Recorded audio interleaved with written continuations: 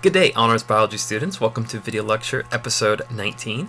Today we're going to finish off section 1 of chapter 12. And we're going to talk a little bit more about DNA structure and how this was eventually announced to the world, as well as hopefully we'll talk about the process in which DNA replicates itself. Well, let's start by continuing our discussion in DNA structure.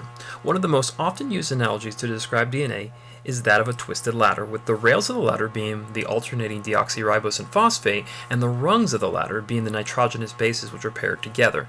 Now, if you look at slide 64, you see a graphic representation of what I'm talking about. Alright, and on slide 65, I just have a fun little image there that you can take a look at. Now, let's talk a little bit more specifically about the nitrogenous bases. A purine base must always be bonded to a pyrimidine base. Remember those 5 nitrogenous bases we talked about? They're either a purine or a pyrimidine. Well, this pairing between a purine and a pyrimidine helps to make sure that there's a consistent distance between the two rails of the ladder. And of course, this bonding is explained by the data that Erwin Chargaff was able to present based on his experiments that he did. All right. Now, the pairing of A to T, adenine to thymine, as well as cytosine to guanine, is referred to as what we call complementary base pairing. Complementary base pairing is defined as the precise pairing of a purine and a pyrimidine bases, and that's between the strands of nucleic acids. Now, it is the characteristic of DNA replication through which parent strands can determine the sequence of DNA. All right. Now, let's talk about the orientation. Now, the orientation of DNA is another unique feature of DNA.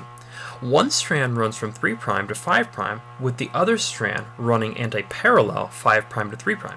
If you look at slide 69, you can see what I'm talking about, where if you look at that image on the right-hand side, you'll notice that one of the lines, that's one of the sides of the ladder, starts from 3 and goes to 5', so 3' to 5', and the other side, of course, goes to 5' to 3', which, of course, is considered anti-parallel. Now, let's talk about the announcement when Watson and Crick, as well as Rosalind Franklin and Maurice Wilkins, announced this to the scientific community. In 1953, they, referring to Watson and Crick, published a one-page letter in the journal Nature that suggested a structure for DNA and hypothesized a method of replication for the molecule deduced from the structure. While in articles individually published in the same issue, Wilkins, that being Maurice Wilkins and Rosalind Franklin, presented evidence that supported the structure proposed by Watson and Crick.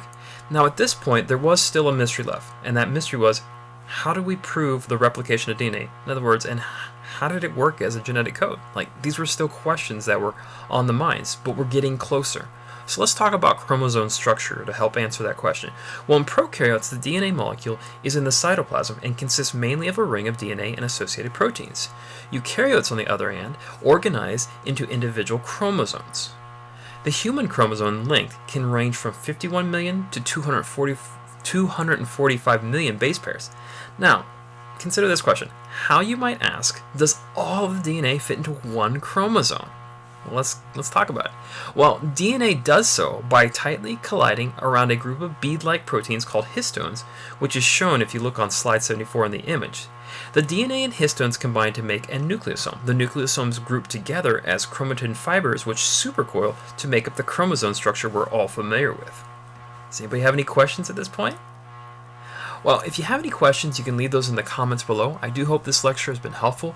And if you do have questions, like I said, you can either leave them in the comments or you can reach out to me via email or messaging. I hope it's been helpful. Have a nice day. Take care.